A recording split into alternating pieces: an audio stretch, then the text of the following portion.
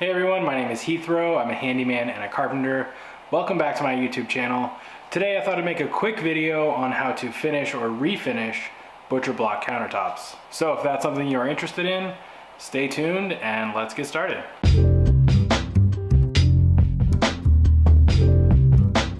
So if you're like me, you really like the look of butcher block countertops.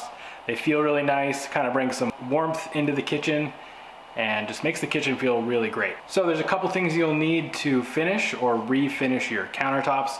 Obviously, you are going to need a finish. The finish that I decided to use is this Watco butcher block countertop finish. It says that it's food safe. It's an easy wipe on application, which I really like. And you can use it on cutting boards, butcher blocks, and salad bowls. So this is what I recommend. It's really easy to apply and it's food safe. There are a lot of other finishes you can choose. On the more food safe end, you can use beeswax and mineral oil. That's a really good choice if you know you'll be doing a lot of chopping and you really want your countertops to be as natural as possible. That does need to be applied a bit more often as it's not as durable. And then on the more durable, non-food safe end is your polyurethanes and epoxy and those types of harder finishes that are gonna last a lot longer. I chose this because it's about right in the middle. It is food safe, but it has the protection of almost a polyurethane.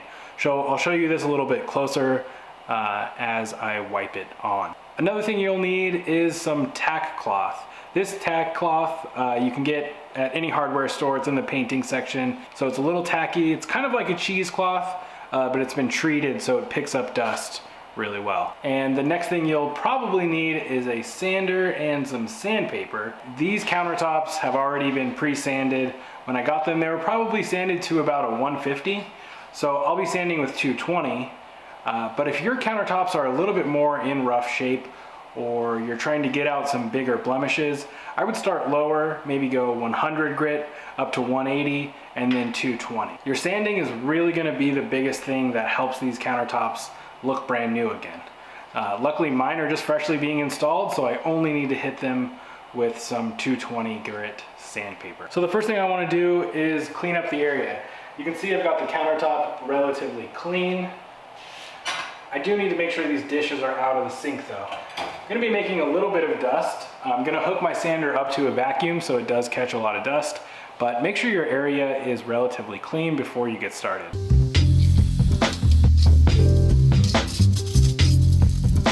So if you have a finish on these currently, depending on what it is and if you're gonna re-add the same thing, you may need to sand to certain degrees. So if you have some stains you wanna remove, or a lot of sanding that needs to be done, I would suggest starting with 100 grit sandpaper or maybe 120 and give it a light coat. Then you're gonna move up to 180 and then to 220. So this is already sanded to about a 180 grit. Don't need to sand these too much because they are brand new. So I'm gonna go ahead and start by just sanding these with 220. Since I'm doing this inside, I'm gonna be using a sander hooked up to a vacuum to minimize the dust.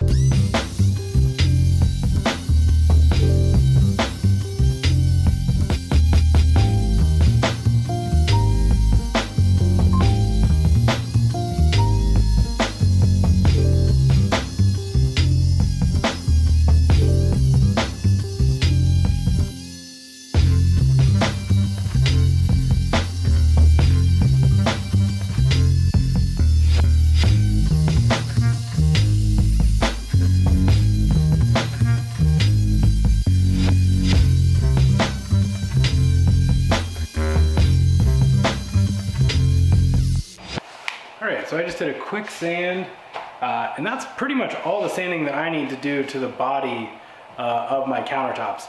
I am gonna take some sandpaper and get it up close to like the faucet, sort of the nooks and crannies, the place that the sander couldn't make it, especially along the wall. So I'm gonna do a little bit more hand sanding, but other than that, you don't really need to sand all that much.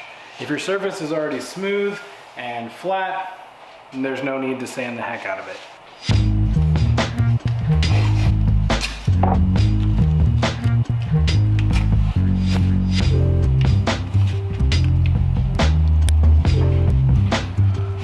here's something you want to watch out for when doing taping of any kind, really. I've got my tape set up here, and I don't know if you can see it that well, but the tape is actually overlapping onto the wood that I want to stain, just right here. Let's see if you can see that. So since that is overlapping there, if I went ahead and stained that, it would actually not stain the wood fully. So you want to make sure that you're only taping off the surface you want to stain, and making sure all the other area is still stainable.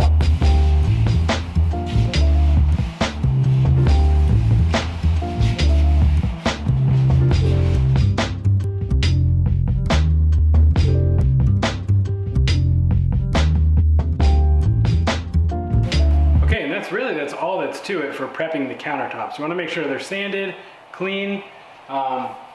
Use your tack cloth to get everything cleaned up. And now that they're sanded and clean, I can go ahead and apply my finish. And anytime you're finishing wood, you always want to go with the grain. So I'll be going with the grain the whole time. That just eliminates streaks and makes it look really nice when you're done. So you can see that's just going on really thin, and that's what I want. I just want to have a thin coat over the whole countertop.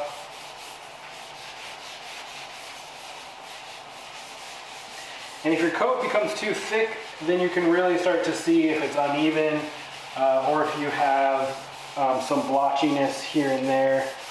So keeping that coat thin is really important.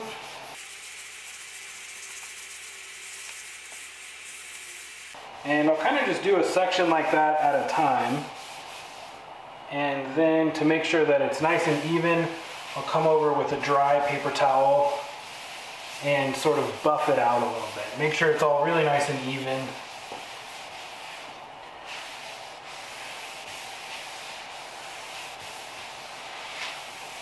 And that's it for that section. I'll get the fronts of the countertops here, and want to be careful not to get any big drips anywhere, so I'm kind of doing this with the leftover that's on my rag.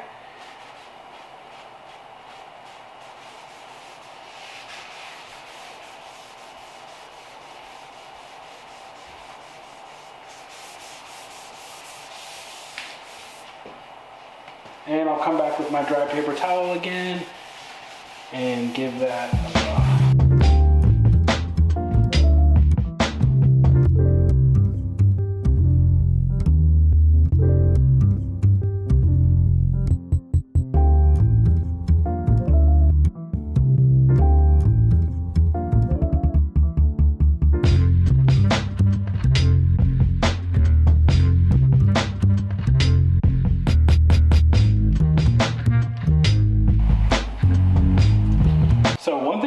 Here is when you're staining the end grain of a wood, and that's just what it is. It's the end of a board. You can tell this is kind of like the face grain or the side grain, and this is the end grain of the wood. This is kind of where the applying a light coat doesn't apply, because the end grain of the wood is going to soak up a whole bunch of this finish. So you really just want to kind of saturate the end grain, let it soak up all of the finish that it's going to, and then wipe off the excess with a clean paper towel. So you can see I've kind of got some excess going on, but it wipes up really easily, even on porcelain. And that's another reason I really like this finish, is it cleans up super easily. And I don't have to worry about it staining my sink or anything like that. So I've got the end grain pretty saturated, but you can see there's still a few dry spots, and I put a whole bunch of finish on here. So really pay special attention to the end grain. Make sure you fill in all of these dry spots, and then your end grain will stay nice and protected from that moisture that's coming from the sink.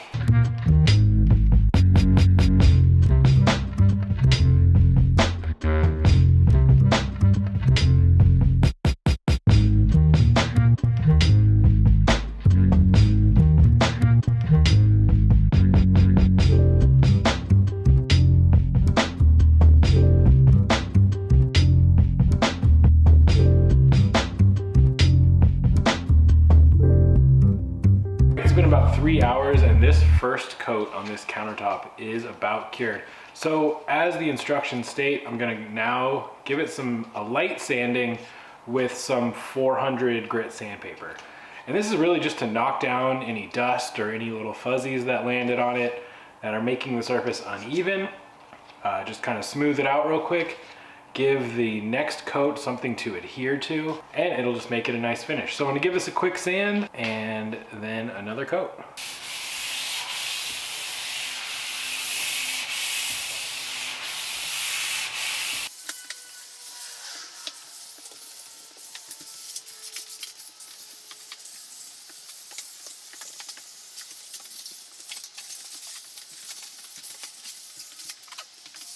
That is literally it. You don't really have to sand it too hard.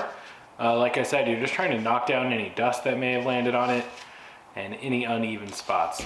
So now I'm gonna hit it with the tack cloth to remove any of the fine bits and then give it another coat.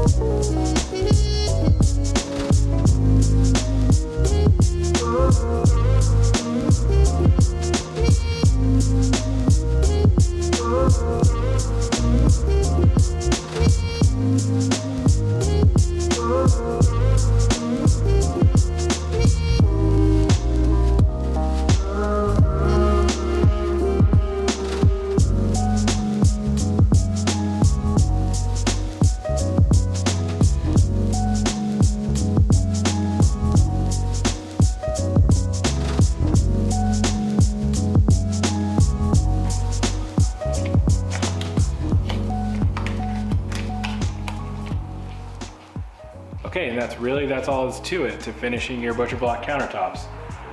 Not really as hard as a lot of people might think. You want to sand to make sure you go through the grits of 100 grit, 180, 220. Clean up that sawdust real nice so the countertops are clean.